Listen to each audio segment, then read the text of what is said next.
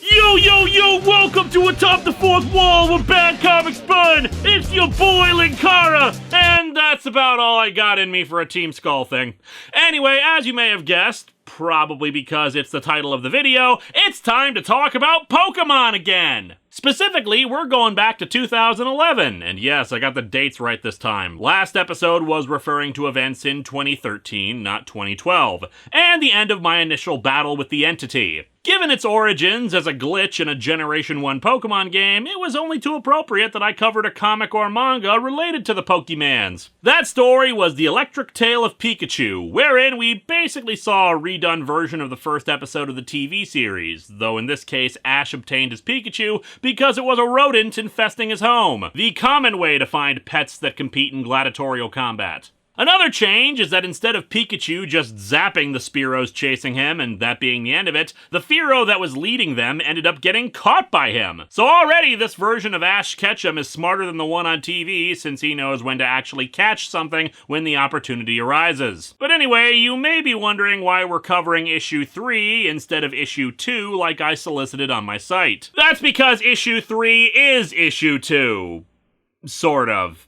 Because space is warped and time is bendable. Here's the deal. For whatever reason, The Electric Tale of Pikachu is drawn in a style that's a bit more adult. It's not straight up hentai, though its artist and writer, Toshihiro Ono, apparently is a hentai artist too. Point is, apparently more sexual humor and artwork was in this, from more revealing outfits on women to an entire sequence at a hot spring that was cut out of the official English release. Issue 2 got delayed because of all the editing they had to do on it, and you'll see why later, so they just published issue 3 as issue 2 and screw the continuity errors that creates. And then, because they had already given the middle finger to straightforward numbering, the rest of the series after issue 4 was released as different miniseries, like Pikachu Shocks Back, or other titles that really have nothing to do with anything. I mean, bear in mind, this is called The Electric Tale of Pikachu when it is not about Pikachu, nor is it an electric tale about him. It is about Ash and his quest. And I suppose we should probably get around to talking about it. So let's dig into Pokémon, The Electric Tale of Pikachu number 3, and see just why it was so necessary to delay this thing so that things didn't make sense.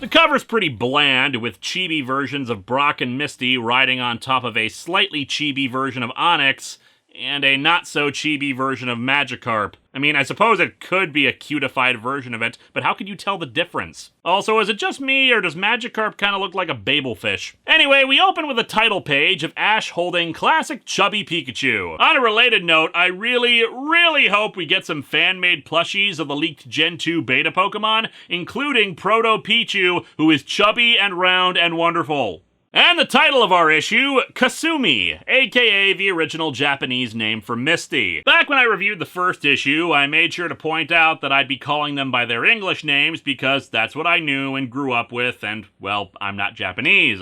That was like 7 years ago, and I am so much older and so much less giving of a crap. No, my problem is that the scans I have for these comics were apparently taken from a scanlation site.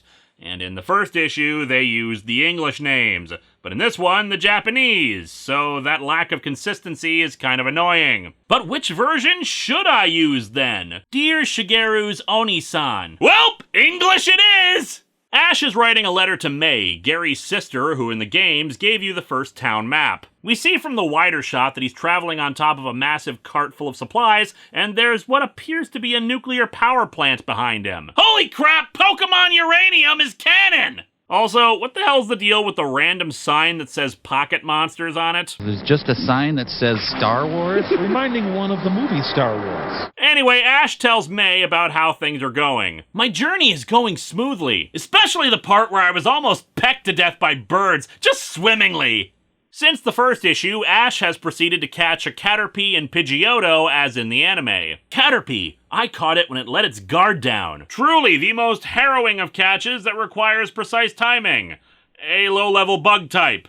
And apparently Misty's on the back of the cart too and snatches up the picture of May from Ash's hand. So you're into older girls. He's also 10, Misty. Gotta love how the panels actually do have captions for how old the two of them are. And the implication that Misty might actually kind of be into him since the caption informs us she's 12. But Ash is on to her little game. It's okay, I'm not interested in tomboys. What did you say? Well, Misty, it is written on the sign right outside your gym, the tomboyish mermaid. He asks why she's following him, and she explains about how her bike was destroyed by Pikachu in the first issue. Bikes are cheap, you're overreacting. So my rat destroyed your property and mode of transportation. It's a bike! How much could it cost? Like 10 bucks? She explains that it was custom built, at a cost of 1 million yen, or, as the translation caption notes, about $8,500 US. And you were just casually riding an $8,000 bicycle around some random-ass forest? Man, who knew gym leaders were so loaded? When he notes that he doesn't have that kind of money, she says his parents will have to pay for it. Yeah, good luck with that, Misty. We've never met Ash's dad, and his mom is so poor her house only has 1 bedroom. For Ash, he says he can't ask them for help because he promised not to return home until he became a Pokemon master. Well, rather a poke-apostrophe master, because the person who did these scanlations apparently didn't know how to make diacritical marks. As such, Ash makes a run for it. Let's go, Pikachu! Wow, they were hyping the Switch game even this far back. As the captions indicate, one of the steps to becoming a Pokemon Master is to beat gym leaders and gain their badges. So naturally, Ash first goes to Nibby City for its gym leader, Brock, aka Captain Shouty Pants. If you want this gray badge, you'll have to beat me! Or maybe we should all be shouting louder! At the top of our lungs! And apparently by beat him, he means shove a Pokeball right into Brock's nipples. Pokemon battle! Pokemon battle! And in a single page, we see Ash defeating like 2 Geodudes and an Onix using Pikachu, Fearow, and Caterpie. All of whom are weak to rock types or ground types. Sure, why not? Brock takes his defeat well, as we can see from this expression. I lost! Now I can't see everything!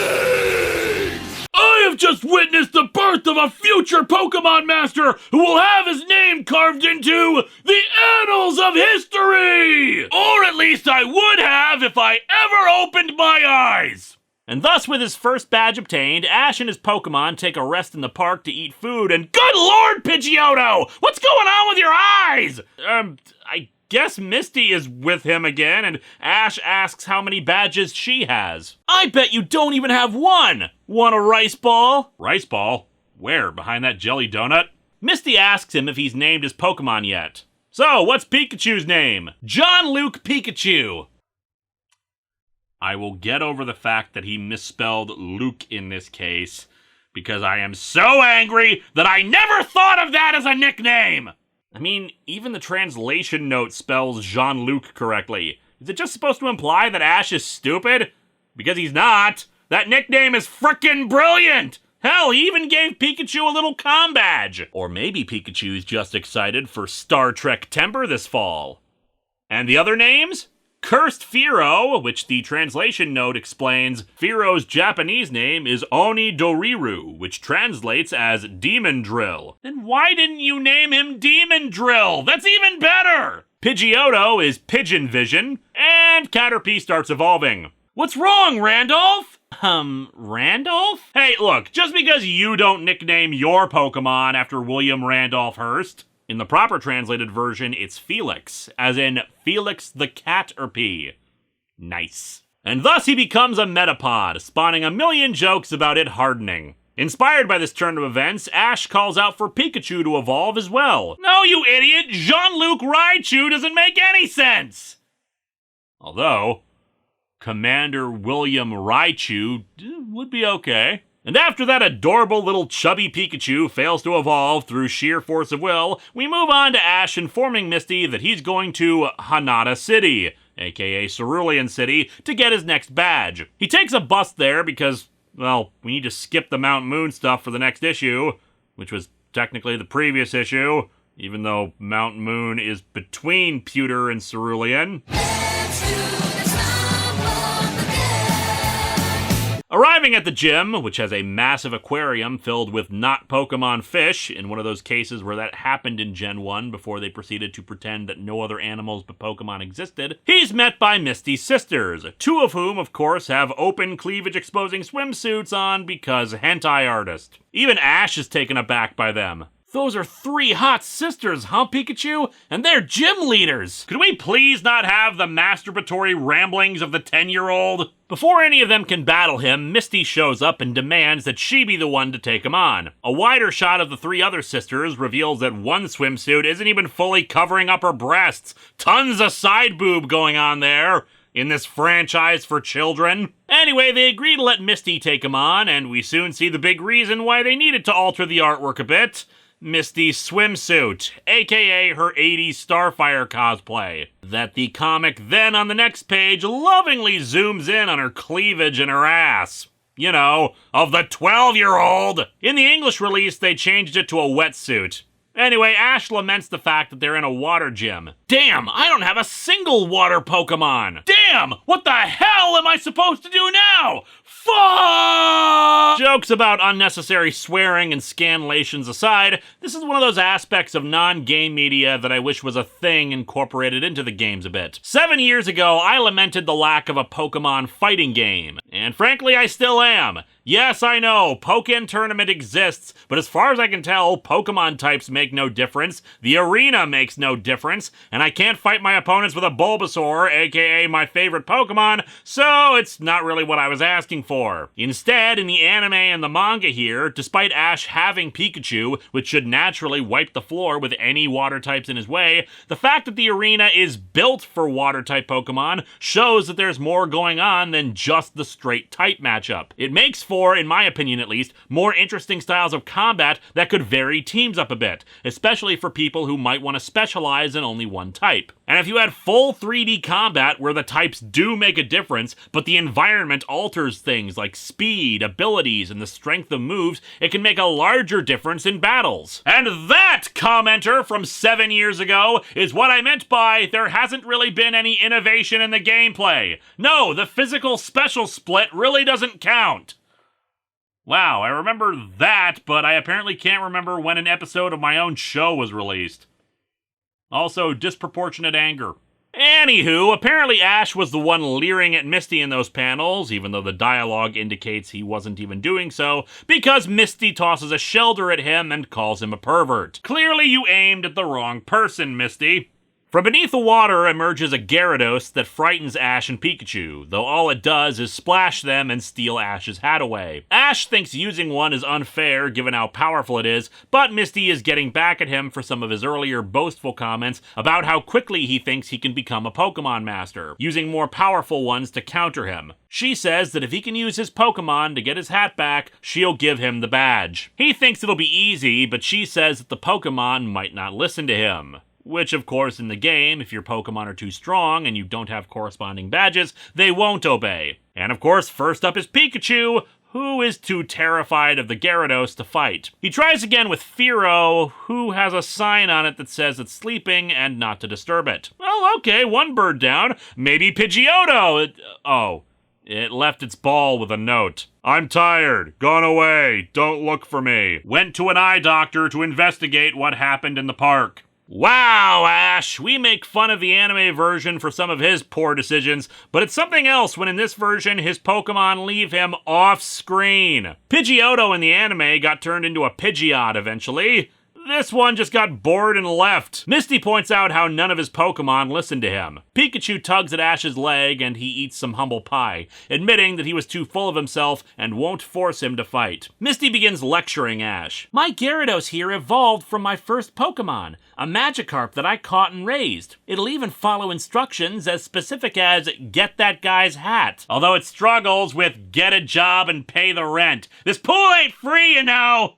She remarks that he just plays around with his Pokemon and treats them like pets, so how can they be expected to trust him? And she'd have a point if we saw any indication that that's how he treated them. He feeds them, plays with them, trains them, battles with them, even gives them kick-ass nicknames. Fortunately for Ash, help comes from his Metapod, which sheds its cocoon and evolves into Butterfree. Ash, apparently having learned nothing based on this face and his proclamation of "now's my chance," has Butterfree use sleep powder on the Gyarados, then send Pikachu to retrieve the hat. However, Misty is prepared for that. Here, Pikachu, your favorite snack. Jelly donuts filled with condiments. This one has ketchup, this one has grape jelly and mustard. Inspired by that, Ash takes out one of Fearow's favorite treats and tosses it at his hat, the Fearow waking up and grabbing it off of Misty's head. And with his hat retrieved, Ash hugs Butterfree and falls asleep because it still has sleep powder on it. Later, Ash celebrates how he has a second badge now, while Misty complains that he just got lucky. Kasumi, why were you being so hard on that boy? Maybe Kasumi has a thing for younger boys? Oh, so that's why she wore the revealing swimsuit. Yeah, that's still incredibly creepy. Neither of you were even teenagers. And so our comic ends with Misty loudly objecting to that idea, while Pikachu hands Gyarados a rice ball full of jelly donuts. Truly, this was the most electrifying tale of Pikachu yet. Probably why they renamed this for the other books. This comic is perfectly okay, just with a few minor complaints. Aside from the occasionally skeevy drawings, the artwork is just fine, especially some of the renders of Pokemon that give them a somewhat more realistic look to them that still blends into the standard cartoony art style of the franchise. Writing-wise, while Ash does come across as a little arrogant, I wouldn't say that it was so bad that it warranted Misty needing to do some big demonstration of how he needed to do better as a trainer. He was just feeling confident after he managed to defeat Brock. That's not exactly making him so full of himself that he needed to be taken down a peg. This isn't really helped by some of the silly little bits added by the scanlation stuff. But honestly, I will always love this book for the idea that Ash's Pikachu is secretly named after Captain Picard. Next time, it's some PSA hell as we revisit a PSA from several years back. It's Captain America in his original battle with the asthma monster.